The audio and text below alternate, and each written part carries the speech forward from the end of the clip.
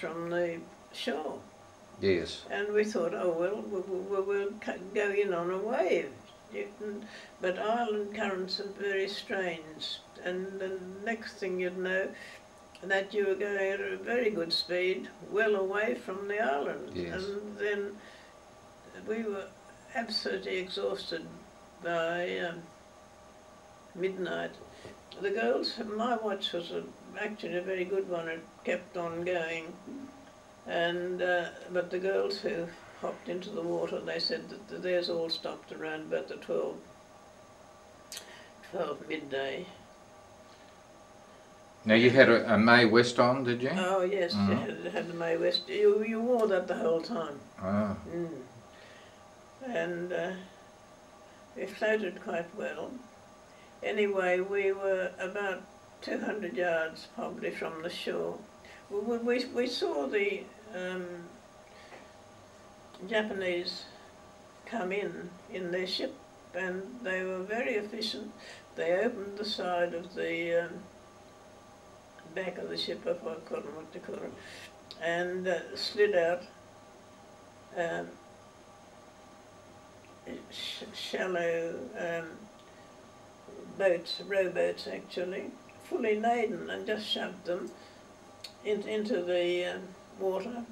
And then several of them just circled around us, and then they went to the seashore, and we saw them getting out and running up the bank, and they were in the process of taking the township. Yes, yes. And then we were still floating around. There was Wyn Davis, Kath Noyce, myself, and I've forgotten, probably about 10 of us in a group, and there were others in other groups, and to our horror, we saw them launch their small boats and come out to us, you see. I said, oh my God, so we started paddling in the other direction in that way, and they pulled us out, and they just bent over and grabbed you behind your arms, and they were very gentle and gave us hot drinks, and you know, you couldn't believe that they were the enemy. And I said, so I said in Malay that I was a nurse. I showed them, and that I couldn't be taken prisoner. I didn't say I couldn't be shot. And they spoke very good English. When I said no, that I wanted them to get in contact with Australia and to notify the Australians how many nurses had been taken. Oh, they said, we have already taken Australia, we've taken Sydney, we've taken Perth, we've taken Fremantle. Yes. And, but mind you, we didn't believe them, but that was their attitude. Yes. But those young, Japanese, they were very courteous and very kind, and they would come along and put their hand on your forehead to see if you were running a temperature. And no, it's just a strange thing. I hate what they did, but I don't actually hate the individual. That's how I feel about the Japanese now. Yes. Now, where did they take you? Once you were in their possession, did they take you back to the ship, or? No. We were taken to Bangka Island. Yes. And then I think it was one of our hospital ships came up, which of course was under Japanese control. Yes. And they came and they took us off. There was a very long pier there, and we had to walk down that. Yes. And then just get on I've forgotten the name of it, I think it's probably in the book, but they were quite kind. Now, were these Japanese sailors or Japanese soldiers? Yes.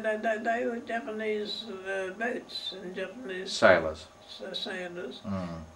And they took us up the river. I think it's called Malacca River, I'm not sure now. They took us up the river and we went into the different camps. We were all kept together, of course, so, the nurses. Is this still on Bangka Island? Is this still on Bangka Island, or have they shifted you to Sumatra? No, Malacca is, yes, it was Bangka Island. Bangka Island. That's where we were. Now, we've just had a little break. We've just had a little break. This is a very true thing.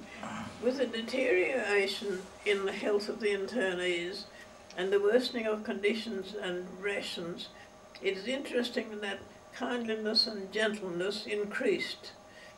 Humour was still with us, and that is as true as true. And this, in the next little section, Iori Harper came to see us. She wanted our opinion on a terrific idea she had that might improve our situation. And this was to ask the Japs' permission to send a cable to Mr. Curtin saying, can we take the grin off our faces now? Yeah. You see, because we did get, this must have been in our first camp, we got messages from the Prime Minister, and that was, keep smiling, girls. And so, but all that's in the book. Yes, no, I'm very privileged to have a copy of your. I'm very privileged to have a copy of your book.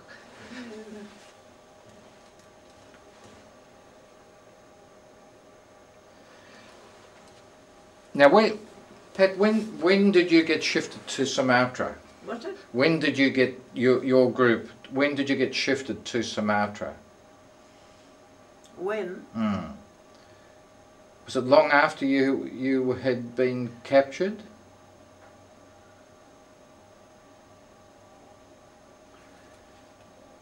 I don't want a date, but you know, was it? What?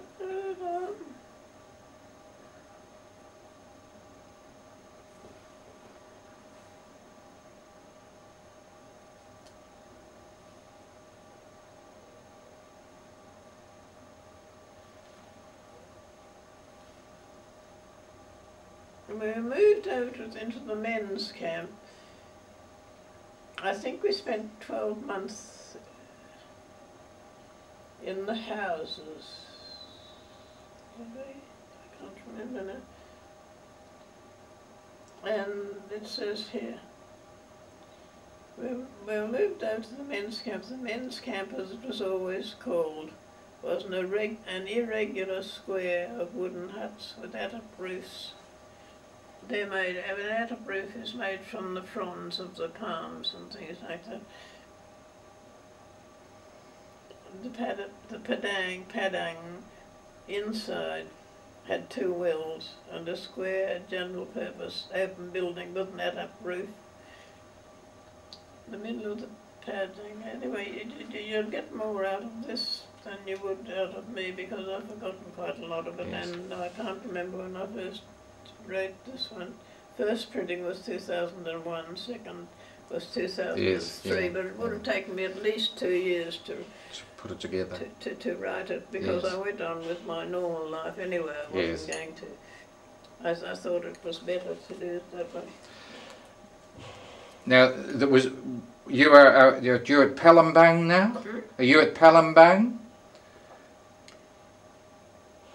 Well, we went from Palembang to a small island, and then we were only there for possibly a year, I think it would have been, but it's in the book.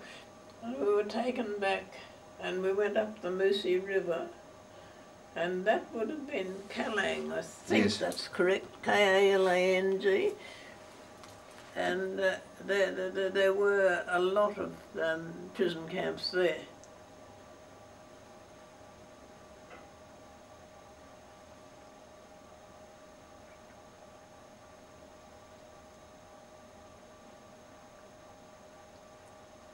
But if you read this book, you'll find that it's got a lot of things which I think are very interesting. And we were interested that the Indonesian